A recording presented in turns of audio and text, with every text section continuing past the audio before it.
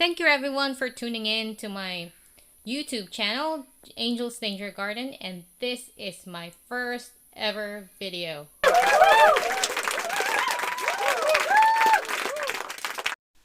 For my first video, it's gonna be about Carnivorous Plant Care 101. So, contrary to most of us think, carnivorous plants are easy to grow and take care of. As long as you have the basic knowledge, which is very simple, your plants will thrive. Here are the simple rules to follow to keep your carnivorous plants alive and happy. Number 1, wet all of the time. Number 2, low ppm water. Number 3, clean and mineral-free soil. Number 4, lots of sunlight. Wet all of the time. Carnivorous plants are normally found in nutrient-poor and damp habitats. It is important to try to copy their natural habitat as closely as possible to grow healthy carnivorous plants. Make sure to keep the soil wet or at least damp all of the time. I do this with my Sundews, Flytraps, and Sarracenias. For pitcher plants, I hang it and I keep them medium moist by watering once a day, preferably in the morning. Water from below by adding water to the tray rather than watering the plant. This will avoid washing away the stickiness of the Sundews and Butterworts and keep from closing the Flytraps with false alarm. Mineral-free water.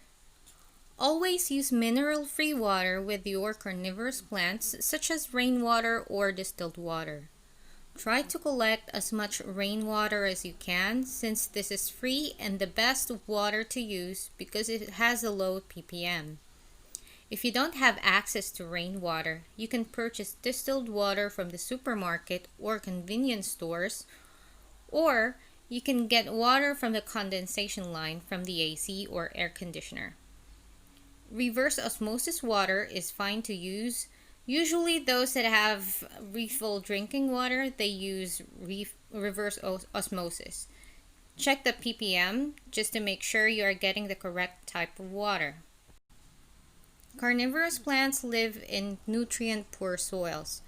The minerals from tap or water from the deep well can over-fertilize and in time would kill your precious plants.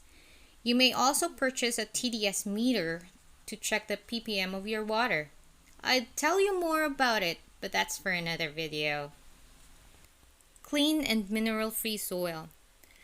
The nutrient-poor soils to which the carnivorous plants are adapted to are often rich in peat and sand. You can try to copy this using sphagnum peat moss or cocoa peat or long sphagnum moss, either dried or alive, and sand or perlite. You should always clean and wash them before using. Some would use river sand, silica sand, pumice if they don't have perlite.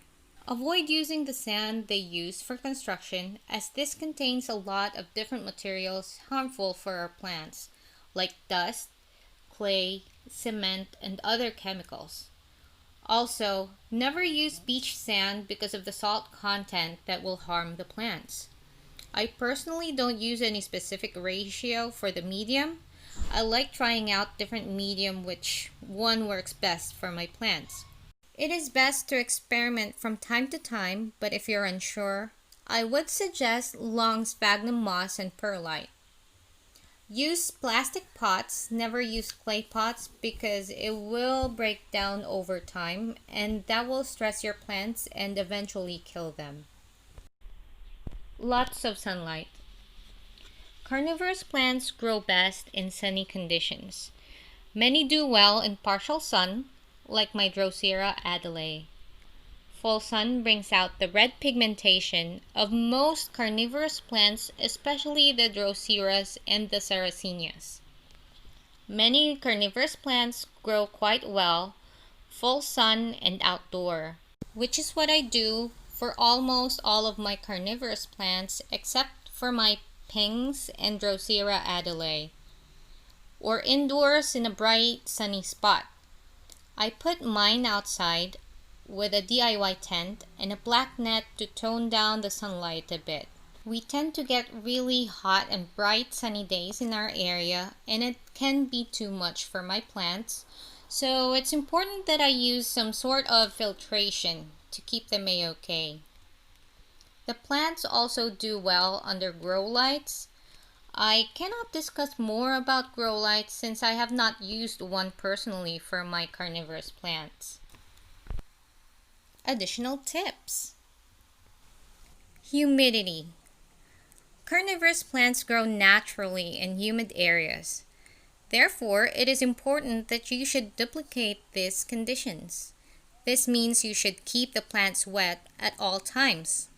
Luckily, in our area, it's very humid, so I do not need to do anything to my plants for it to get the optimal humidity to make it healthy.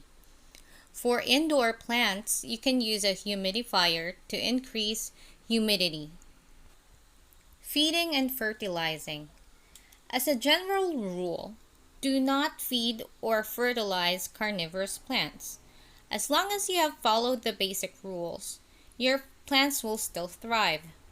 They can feed themselves on their own. Most carnivorous plants only need an insect or two a month in order to flourish. But of course, I have to admit, manual feeding is exciting too. It's okay as long as you don't overfeed.